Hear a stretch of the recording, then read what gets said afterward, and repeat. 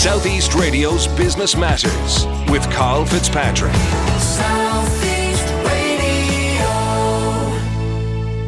Well, the plethora of dating apps in the market means that new dating concepts need to be unique to stand out from the crowd. Paul Numan from Katch with a K is using video communication and virtual events to do just that, and he joins us now to tell us more. Paul, we'll be discussing the new dating app which you have launched, but first, provide us with an insight into your own background. I've been in IT, I suppose, since 1999. I've worked a stint with Ericsson and done a lot of public relations with them. I came back to Ireland in 2007, started WastePal with my brother Patrick, and I then transferred over to a company called Sunrise, which is Ireland's leading waste management software company. I left that in capable hands of my brother Patrick about a year ago, and I started Katch, developing Katch, because I saw a niche in the market. And what niche did you see in the market? I'm sure all your listeners will, who are using dating applications, they'll understand that they are more than just a face. Like there's more to dating than just looks alone. I saw that a lot of people were not being judged on their personality, but when you go out on the town, people will talk to you and they'll understand your personality when they meet you. But that didn't exist in dating. So talk to me about the solution that you created through Katch. Katch looks at it in a way that mimics the real world. So the real world is face-to-face. So what Katch does is everything is video.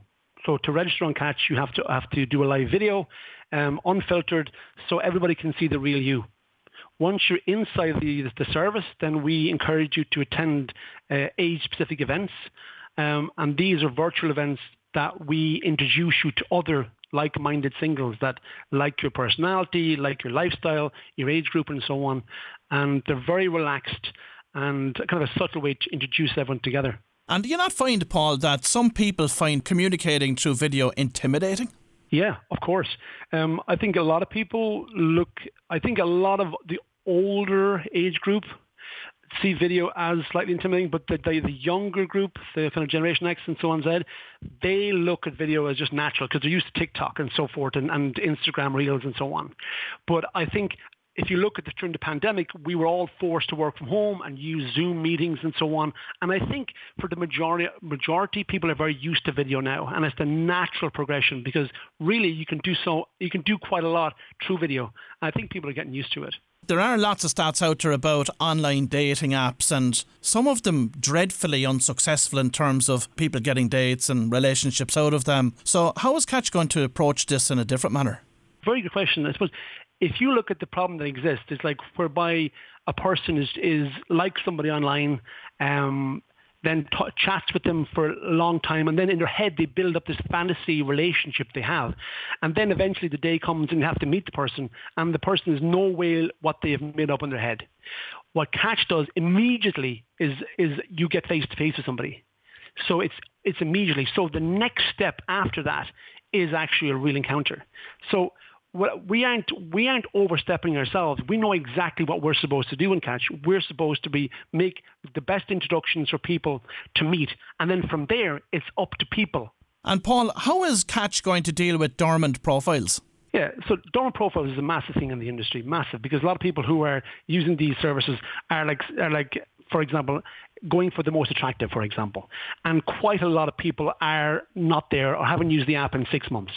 So what Katch does, when you download the application, if you haven't used it within 14 days, we will send you an email.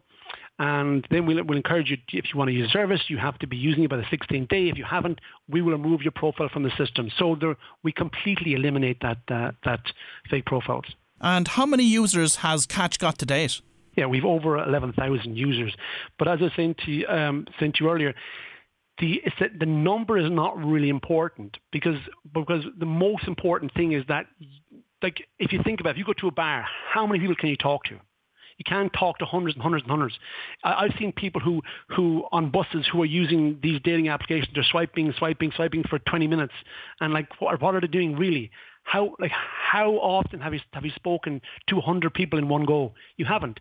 So it's all about presenting people the ones that actually match their personality. So provide us with an insight into what happens at one of these virtual events.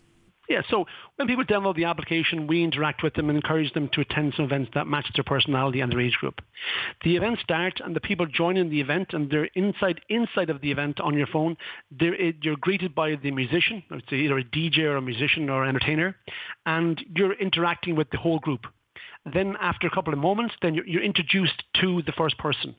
And that person, then you have a one-to-one call with that person, and then you can interact with them. If you like them, you can increase the call length, and then after a couple of moments, you come back what we call to the entertainment area. And then throughout the entire session, you mingle with approximately 12 people during the 1 hour session. And how many people would be attending each of these virtual events, and how does it work from an age profile perspective? Yeah, so events are approximately 50 people per event.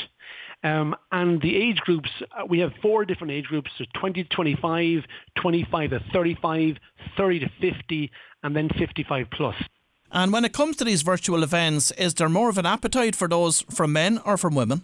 Yeah, surprisingly, and when we're designing at the start, we presumed, and I know presumption is the wrong approach, but we have 2 to 1 in women. So way more women attend these events than men. And we're always encouraging men to say, like, you don't realize there's so many girls here.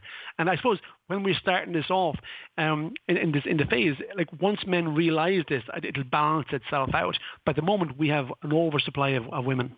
And of course, we've seen Tinder and Bumble moving to video platforms in recent times. Whilst it's not mandatory for you to upload a video, it's certainly encouraged. Do you see those bigger platforms going entirely to video over the coming years?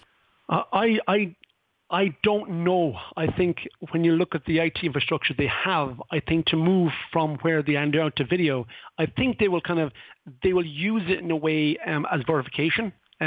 I don't know what the extent of they've done. I've talked at length to some of the IT development and business developers in Bumble, and it's not something they're looking into from a whole point of view because the cost level is massive. But I do see it encouraging because the more people who do this, it'll be more accepted in the industry.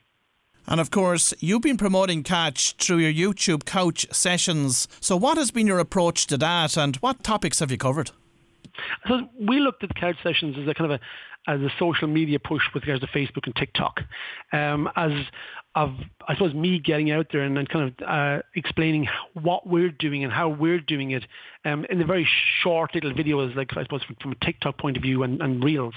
So like I'm just giving my own view of how we have come to where we are with regards to marketing, problems with getting customer acquisitions, the cost that's there with marketing, the problems with infrastructure.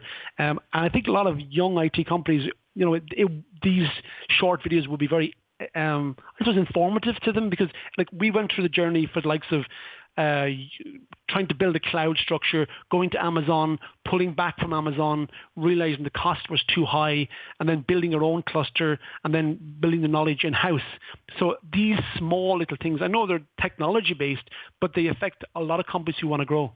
There's no doubting that you're after entering into a very competitive space which has been dominated by a number of global organisations with huge firepower behind them. So in that respect, how are you going to compete with them from a marketing perspective to get the message out and to attract daters onto your app?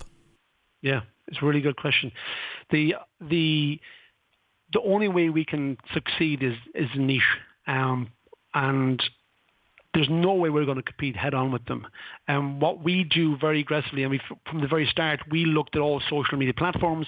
We looked at all mediums of I suppose, communication with our customer, word of mouth.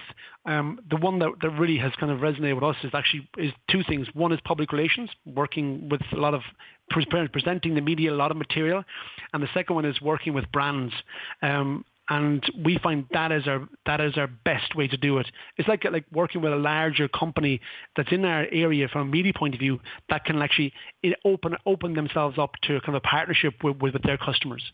And have you done much surveying of daters using that app currently, and what feedback have you got from them? Yeah, surprisingly, we get a lot of people who are going, wow, at the end of events. They say they didn't expect they'd meet people that were nice. And I think people, the people's... I know it's funny. We get, and a lot of women come back to us and they say they didn't perceive it as the way they thought. And I think as this goes on, the word of mouth structure in marketing just gets going. But that's quite a lot of the feedback we get. Also, I suppose from a technology point of view, I think people are kind of amazed in the fact that they can like have a good time with an application. And what new functionality have you got on your roadmap over the next 12 months? Which is a really, really good point. And I think from a point of view, what we say, we've been developing it up to now, and what we said over the last 2 months, we said we have to stop developing based on our own thoughts and develop more on terms of what the customers tell us what they'd like.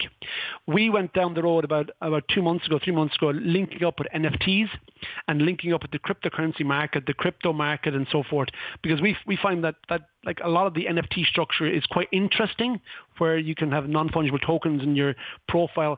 Your profile can be kind of more in the metaverse. That's what we thought, and I think it's not bad. But I think we, as developers, we thought it. But I think a lot of the features that we will look into going forward will be watching the user, what they do, interacting with users, and from there then implementing what the user wants.